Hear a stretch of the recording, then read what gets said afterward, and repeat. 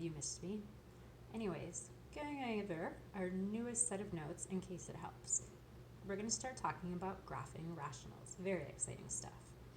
Okay, you guys should already kind of know this, but we're going to recap it just in case because it's a super important point for this topic. Expressions are undefined when a denominator is 0. We cannot divide by 0. It gives us an error in the calculator. So when we look at a rational function, it's always going to be undefined if the entire denominator becomes 0. Okay, not like, x is 0, but the denominator is 0. So when we look at this one, okay, we want to know for what values of x is this expression going to be undefined. In order to do that, we know it's undefined when the entire denominator is equal to 0. So what we do, ta-da, set the denominator equal to 0 and solve. So I wrote 2x plus 18 equals 0. And then I went ahead and I solved. I got negative 9, okay? That's when it's undefined because if I plug negative 9 in, it's going to make that denominator 0, and we cannot divide by 0. Example 2 on the same topic. Again, we want to know for what values of x is the expression undefined. Once again, it's undefined if the denominator is, you got it, 0. So once again, we set the denominator equal to 0, and we solve. X squared minus 4 equals 0. I factor that. I say x squared is x times x. 4 is negative 2 plus 2. And this time there are two numbers that will make it 0. So we have two places where that function is undefined. We have it at 2 and we have it at negative 2. Woohoo! Pretty much the basics of undefined. Set the denominator equal to 0, solve. That leads us in, though, to what we call vertical asymptotes. Okay? We've talked about asymptotes with functions logarithmic and exponential. They're when it gets closer and closer and closer to that line, but it doesn't actually touch it. So in this case, vertical asymptotes, that's going to be a straight up and down break in our graph, are going to occur when the expression is undefined because a point can't go through there. Okay? So when I'm asked to find a vertical asymptote, what I do is I always simplify the fraction before I find the asymptotes. Okay, that's super important. Make a note to yourself, always simplify it before finding asymptotes. This relates back to the work we were doing before. Remember, you can only take out entire factors, not just numbers. Entire factors, which means in order to simplify it, I start by factoring. Okay? The other thing we need to always remember with asymptotes that I drilled into you when we were doing logarithmic, exponential, all of that, is that asymptotes are lines, so they need to be equations. So we're always going to write it as the equation, okay? So find all vertical asymptotes. There's my first problem.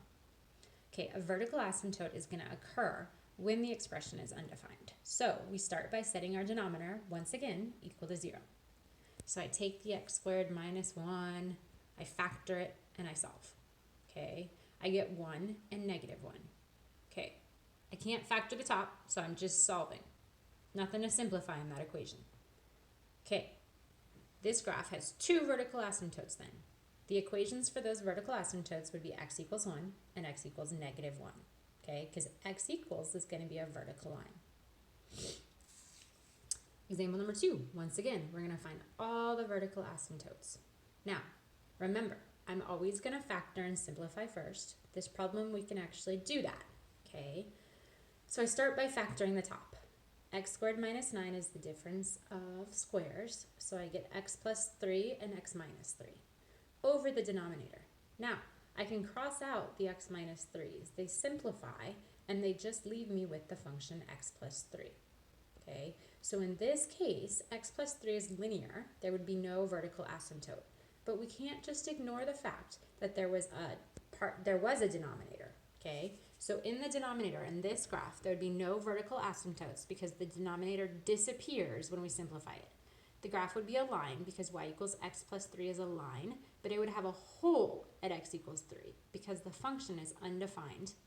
That's my little symbol at this point.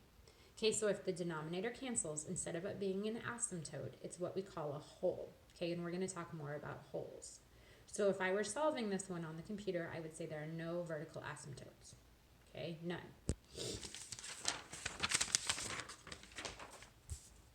Okay, holes.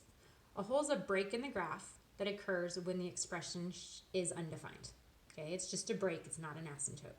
So the way we find all holes for the following function is we start by factoring once again. We're going to write our answers as coordinate points. So I go to do this one. I have this x plus 4 over x squared minus 16. I start by factoring. X squared minus 16 is the difference of squares, and it's going to cancel the x plus 4. Okay, that means I only have one vertical asymptote in this case. My vertical asymptote, I set x minus 4 equal to 0. I solve it, and I get a vertical asymptote at x equals 4. Okay, now the other one, the one that canceled, has to do with our hole. So we simplify. Because we canceled out x plus 4, there's a hole at x equals negative 4. Because we set that x plus 4 equal to 0 and we solved. Okay, now that's the x coordinate of my hole, negative 4. To find my y coordinate, I'm going to take that and plug it in to the simplified equation, and I'm just going to evaluate. So I take that 1 over x minus 4, that is my simplified version of that equation up there. I plug in the negative 4 that the hole is occurring at, and I simplify, and I get negative 1/8, which means that my hole is occurring at negative 4, the x value, comma, negative 1/8, the y value we found when we plugged it in. One more example on holes, okay? We're going to find all holes for this function, and we're going to write our answer once again as a coordinate pair. So, again, like I said, in the beginning of the year, we're going to be factoring all year. I start by factoring this function. X squared minus 9 is the sum difference of squares. So it becomes x plus 3 over x minus 3 times, I shouldn't say over, x plus 3 times x minus 3. Then I factor that x squared plus 3x. I pull out the GCF of x, and I get x times x plus 3. Now, those are going to cancel those x plus 3's top and bottom, which means we're going to have a hole at negative 3. Because if I set x plus 3 equal to 0 and solve, I get negative 3. It also means that in this situation, I would have a vertical asymptote at x equals 0, because that's what's left in my denominator that I can set equal to 0 where the function is going to be undefined. Okay, but right now we're finding holes. So I'm going to simplify and establish, like I said, the holes at negative 3. And then I'm going to find the y coordinate of that hole by plugging it in for the x and to the simplified equation. So this is my simplified equation. Like I said, there would be a vertical asymptote when the denominator is undefined, so at x equals 0. I plug in the negative 3 where a hole is occurring. I get negative 3 minus 3 over negative 3, which when I simplify gives me 2, which means that a hole is occurring at negative 3, comma 2. Okay, a hole, like I said, is just going to be a little tiny break in the graph. And that's our lesson for today. Hope you guys are doing great. Email me with questions.